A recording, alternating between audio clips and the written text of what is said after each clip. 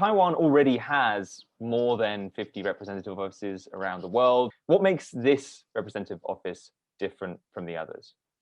You're absolutely right that Taipei Economic and Cultural offices are all over the world in a number of countries, but most of these offices are coming from previous times. So we are now talking about very different time with more assertive China and at least stronger expectations of some kind of Chinese reaction or Chinese retaliation against that.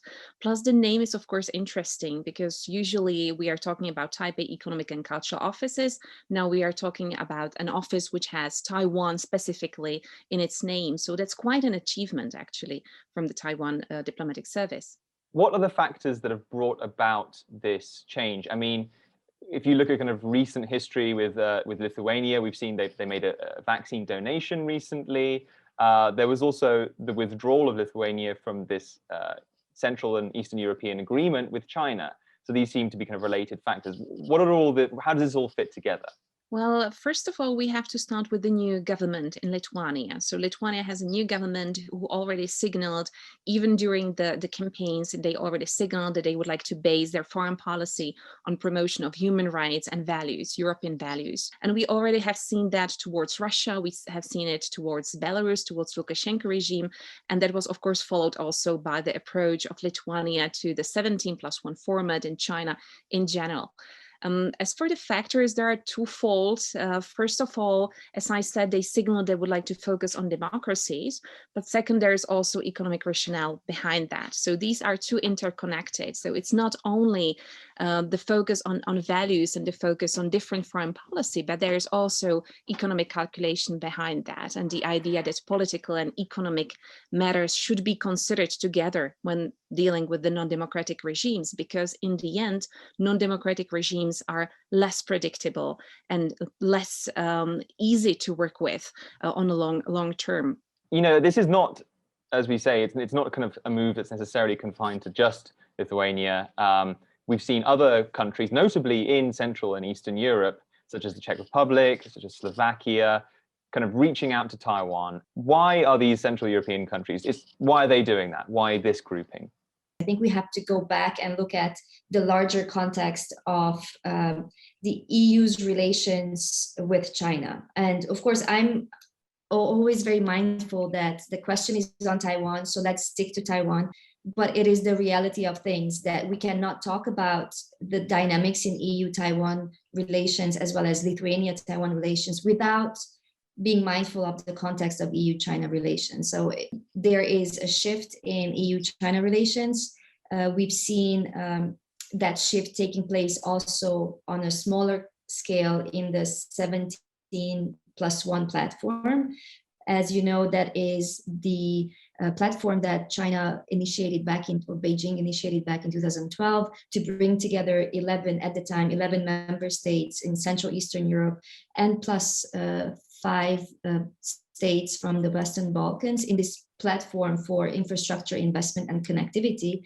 But close to almost 10 years passed by, and more countries in this platform have realized that cooperation has not been very fruitful. So I think it's important to look at this not as a gesture nor an initiative to go against China, but to be more able to protect ourselves. First of all, I wouldn't just perhaps focus on Central and Eastern European countries per se and not give any kind of agency to Taiwan, because the Taiwan or Taipei Economic and Cultural offices here in this region are very active and used to be very active. So this is also some kind of measure which basically is seen that this policy is bearing fruits. On the other hand, if we look at it from the Chinese perspective, there is not so many things China can actually do about the countries deciding to shift their attention from China to Taiwan.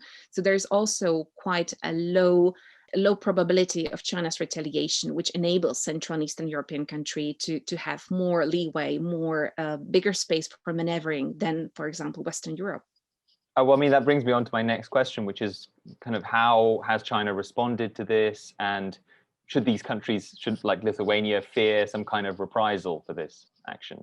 Well, rhetorically, of course, there's going to be a lot of bashing, a lot of threats issued from the Chinese side, which we have seen, for example, when the Czech Senate President Vystrčil visited Taiwan. It was exactly the same story behind that.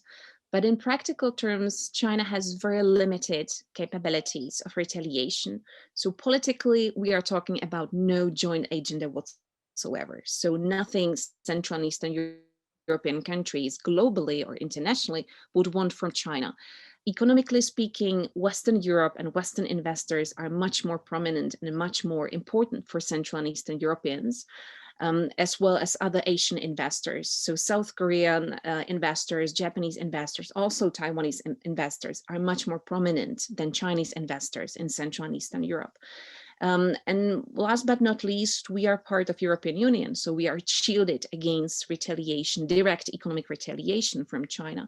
And militarily, well, this is out of the question, both because of the geographic space between us and China, and also we are part of NATO. So there are very limited things or very limited measures China can utilize, and gains may very well outweigh any potential losses.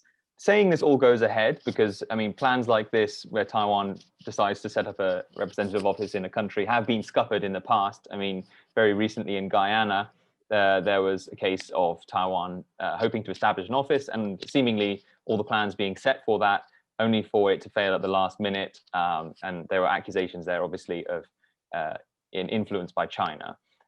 If saying that this goes ahead, and it looks like it will, does this set a precedent? I mean, could this lead to further countries deciding that they want to do more business with Taiwan?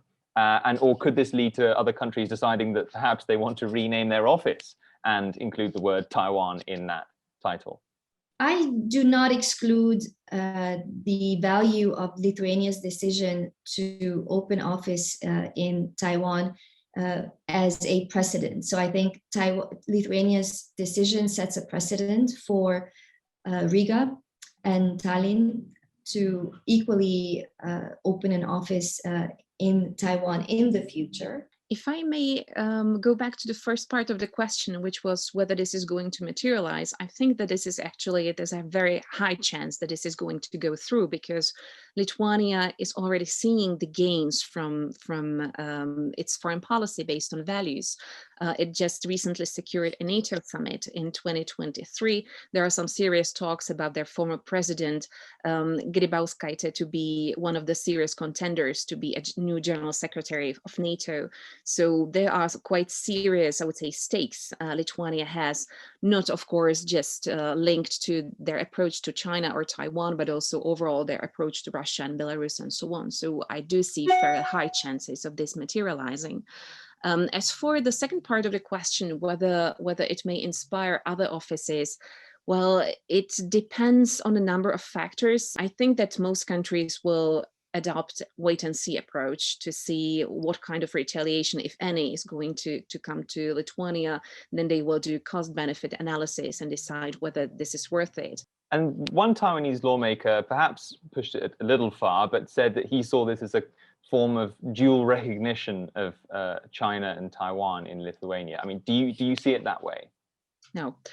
Well, I'd still think that one China policy is going to play a huge role in decision making of different countries. So I don't think that the countries will go as far as severing ties with China and establishing ties with Taiwan, and to have a dual recognition under the current situation. I don't think this is viable. But of course, what the countries can do is to kind of disrupt one China policy on the fringes.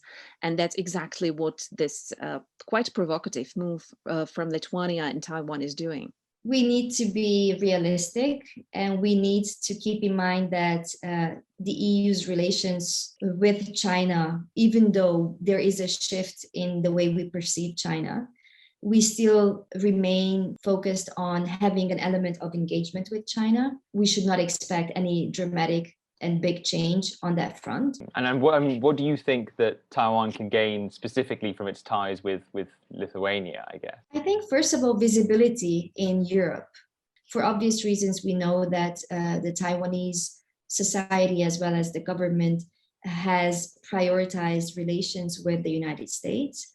Also, Japan and South Korea are all in the neighborhood and immediately impact everything happening in and outside of Taiwan. And Europe has always been more in the background and less visible. So by opening up offices on both ends, it clearly will help increase visibility for Taiwan in Europe, in the Baltics.